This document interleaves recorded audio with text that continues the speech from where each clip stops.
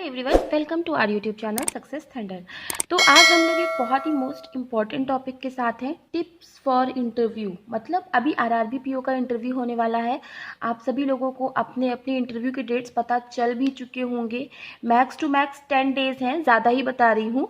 तो इंटरव्यूज़ के लिए मतलब सभी के नहीं होंगे, लेकिन कुछ लोगों के तो होंगे ही, कुछ लोगों के 14 डेज 15 डेज ऐसे भी होंगे।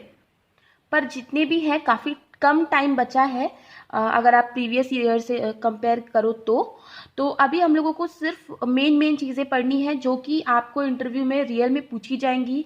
तो जैसा कि मैंने आरआरबी पीओ का इंटरव्यू, आईबीपीएस पीओ का इंटरव्यू, हर इंटरव्यू फेस किया है, तो मेरे पास थोड़ा बहुत एक्सपीरियंस हो गया है कि मैं आप लोग को एटलीस्ट इतना बता सकूं कि आप लोग को इंटरव्यू में क्या क्या टॉपिक पढ़ने चाहिए और कैसे कैसे क्वेश्चंस पूछे जाते हैं। तो चलिए फिर शुरू करते हैं वीडियो को। तो जो मोस्ट इम्पॉर्टेंट टॉपिक है और जो क्वेश्चन मैक्स टू मैक्स सबसे पूछा ही जाता है लगभग, वो है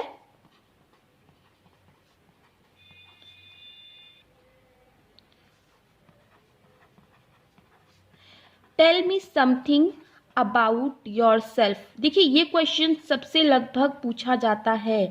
तो इस क्वेश्चन में आप लोगों को बहुत बड़ा इंटरव्यू नहीं देना, बहुत बड़ा मतलब एक्सपैंड नहीं करना। आपको केवल एक शॉर्ट में बताना है आपका नाम क्या है, आप कहाँ से बिलोंग करते हो और आपकी स्टडीज़ में आपने क्या पढ़ा है, ठीक है।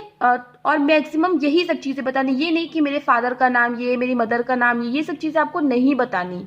और इसके अलावा अगर आप कुछ बता सकते हो तो आप अपनी हॉबी बता देना। तो मैक्सिमम 4 पॉइंट यही आपको बताने हैं, इसके अलावा कुछ नहीं। अच्छा, आपका नाम आपने बताया, उसके बाद आपने बताया आप कहाँ से बिलोंग करते हो, मतलब आपकी प्लेस के बारे में, ठीक है।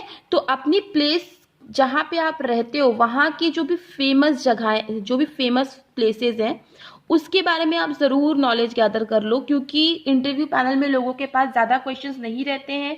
आप जो बोलते हैं वो वहीं से क्वेश्चन निकालते हैं, ठीक है। तो आप जहाँ पे आप बताओगे कि मैं यहाँ से बिलोंग करता हूँ, तो वहाँ के फेमस प्लेसेस के बारे में आप ज़रूर जान लीजिए। उसके बाद अगर आप कुछ अपनी हॉबी बता रहे हो, जैसे आपने बताई अपनी हॉबी क्रिकेट, अब क्रिकेट से रिलेटेड जो चीज़ करंट में चल रही हो वो आपको फिर पता होनी चाहिए। क्रिकेट से रिलेटेड चीज़ें आपको पता होनी चाहिए, है ना। मतलब आप जो भी बोल रहे हो उससे रिलेटेड अगर कोई भी कुछ क्रॉस क्वेश्चन कर ले तो उस चीज़ के बारे में आपको पता होना चाहिए। तो कुछ भी बोलो सोच समझ के बोलना। और फिर जब आप अपने स्ट्रीम के बारे में बताओगे कि आप कॉमर्स बैकग्राउंड से हो, साइंस बैकग्राउंड से हो, किसी भी बैकग्राउंड से हो, तो एक चीज़ ज़रूर याद रखनी है कि आप अपने स्ट्रीम से रिलेटेड जो है अपने जो भी चीज़ें होती हैं, जो मेन चीज़ें होती हैं, वो ज़रूर आप पढ़ के जाओ। वैसे भी अगर आप नहीं भी बताते हो उनको कि आप किस स्ट्रीम से हो, तो वो आपसे ज़रूर पूछेंगे। और आप जिस भी स्ट्रीम के हो, चाहे कॉमर्स बैकग्राउंड के, चाहे साइंस, चाहे आर्ट्स, तो आपसे आपकी स्ट्रीम से रिलेटेड क्वेश्चन ज़रूर पुटअप होते हैं। मैक्सिमम लगभग सबके साथ ही स्ट्रीम से रिलेटेड क्वेश्चन पुटअप होते हैं। तो आपको अपने स्ट्रीम से फिर थोड़ा सा नॉलेज होना चाहिए, है ना। ठीक है, चलिए फिर आगे बढ़ते हैं। इसके अलावा मतलब अपने आपकी जो सब्जेक्ट है, सब्जेक्ट रिलेटेड आपको नॉलेज होनी चाहिए। जो भी चीज़ें बता रही हूँ, जो भी टिप्स बता रही हूँ, एकदम जेन्युइन टिप्स हैं। इसके अलावा बाहर अगर मेरे ख्याल से, मेरे हिसाब से इसके अलावा और कोई क्वेश्चन नहीं पूछा जाता है इंटरव्यू। बाकी पर्सनल क्वेश्चन जो पूछे जाते हैं वो सब चीज़ें तो खैर इसके बाहर ही होंगी, लेकिन सब्जेक्ट रिलेटेड मैं आपको बताऊंगी। अच्छा, इसके बाद आपको हिस्ट्री ऑफ बैंक थोड़ी पढ़ के जानी है। कब नेशनलाइजेशन हुआ बैंक का, क्यों नेशनलाइजेशन हुआ, ये सब चीज़ें वीडियोस, कई सारी वीडियोस अवेलेबल है यूट्यूब पे। और आपको ऐसे थ्योरेटिकली भी मिल जाएगी वीडियो, ठीक है। आगे जो आप आरआरबी का एग्जाम देने जा रहे हो तो आपको आरआरबी के बारे में तो ज़रूर पता होनी चाहिए। आरआरबी कब शुरू हुई, पहली आरआरबी कौन थी, आरआरबी शुरू करने का मोटिव क्या था, और आरआरबी में गवर्नमेंट, सेंट्रल गवर्नमेंट के, स्टेट गवर्नमेंट के, स्पॉन्सर बैंक के कितने कितने शेयर होते हैं। अच्छा, जो आरआरबी है ना, उसमें जो इंटरव्यू कंडक्ट कराती है वो जो बैंक है वो आर्यावर्त बैंक है, ठीक है, जिसके स्पॉन्सर्ड बैंक है बैंक ऑफ इंडिया, ठीक है। आप जिस भी स्टेट से हो वहाँ पे अपनी आरआरबी की एटलीस्ट आप स्पॉन्सर, मतलब अपने स्टेट की आरआरबी, कितने आरआरबीज हैं आपके स्टेट में वो ज़रूर जान लें। आपके आरआरबीज के, अपने स्टेट के आरआरबीज का स्पॉन्सर बैंक कौन है, इतना तो ज़रूर ही जान लें, ठीक है। उसके बाद आपको अच्छे से जो चीज़ पढ़ना है, बहुत ही इम्पॉर्टेंट है टॉपिक, वो है PSL, ठीक है, प्रायोरिटी सेक्टर लेंडिंग। इसमें नेशनलाइज जो पब्लिक सेक्टर बैंक है उसमें क्या टारगेट है, उनको क्या टारगेट है, और जो RRBs है उनको क्या टारगेट है। अगर वो अपना टारगेट पूरा नहीं कर पाते तो क्या होता है, वो पैसा जो वो नहीं PSL में, प्रायोरिटी सेक्टर में लैंड नहीं कर पाते हैं, वो पैसा फिर कहाँ जाता है, ठीक है। तो ये सब चीज़ें आपको अच्छी से डिटेल स्टडी करनी है। ये सब बहुत जो मैं बता रही हूँ बहुत ट्रेंडिंग क्वेश्चंस है और ये सब ज़रूर पूछे जाते हैं। इसके अलावा आपको जो पढ़ना है, जो कि आजकल बैंकों में बहुत इम्पॉर्टेंट है, इम्पॉर्टेंट क्या मतलब बैंकों के लिए कंसर्न का जो चीज़ जो रीज़न है वो है NPA। NPA क्या होता है आपको वो पढ़ना है। सब स्टैंडर्ड असेट क्या होते हैं आपको ये पढ़ने हैं। डाउटफुल असेट्स, ठीक है, लॉस असेट्स, इन सब चीज़ों के बारे में आपको अच्छे से पढ़ना है। ज़्यादा टाइम नहीं लगेगा, छोटे छोटे से टॉपिक है, लेकिन आपको जानकारी इसके बारे में होनी चाहिए, ठीक है। अब आता है PCA मतलब prompt corrective action. Prompt corrective action क्या होता है ये भी पढ़िएगा। PCA अभी लगा भी था, मतलब 2018 या 17 में ऐसा कुछ लगा हुआ था PCA, ठीक है। तो इसके बारे में ज़रूर एक बार पढ़ लीजिएगा।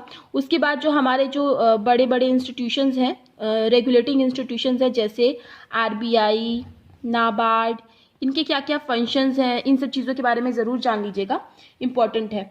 इसके बाद इसके अलावा आप देखिए करंट अफेयर्स तो आप पढ़ते ही पढ़ते हो। स्टैटिक के बारे में, वैसे ये करंट अफेयर्स स्टैटिक ज़्यादा नहीं पूछा जाता है, बट एक बार आप, क्योंकि आपने पढ़ा हुआ है ऑलरेडी मेंस के एग्जाम के लिए, तो आप थोड़ा सा पढ़ सकते हो, राइट।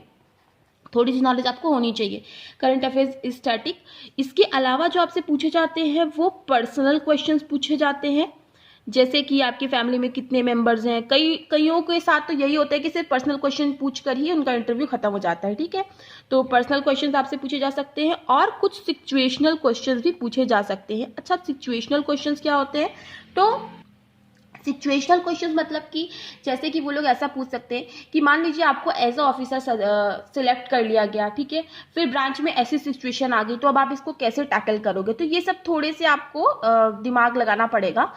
बाकी जो चीज़ें, जो टॉपिक आपको कवर करने हैं वो ये सारे टॉपिक हैं। इसके अलावा इसके बाहर से मुझे नहीं लगता कि आज तक कभी किसी से पूछा गया होगा, ठीक है। तो एक बार इतना पढ़ लीजिए आप, और अगर एक आध क्वेश्चन बाहर से आ जाए तो आ जाए, वरना यही जो होते हैं मेन क्वेश्चंस होते हैं जो वहाँ पे पूछे जाते हैं, ठीक है। और अगर आप कॉमर्स से रिलेटेड हो तो कॉमर्स वालों से तो बहुत क्वेश्चन पूछे जाते हैं, तो कॉमर्स वाले बी रेडी। और ज़्यादातर आप बैलेंस शीट, ट्रायल बैलेंस, और जो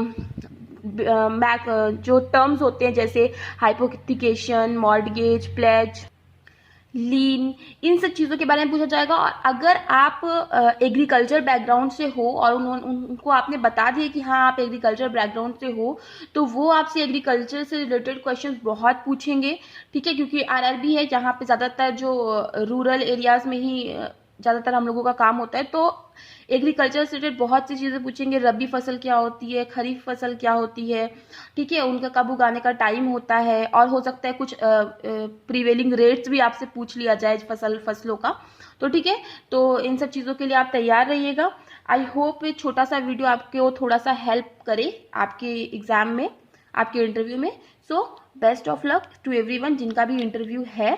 thank you so much for watching. मिलते हैं अपने नेक्स्ट वीडियो में। Subscribe to our channel by clicking the subscribe button.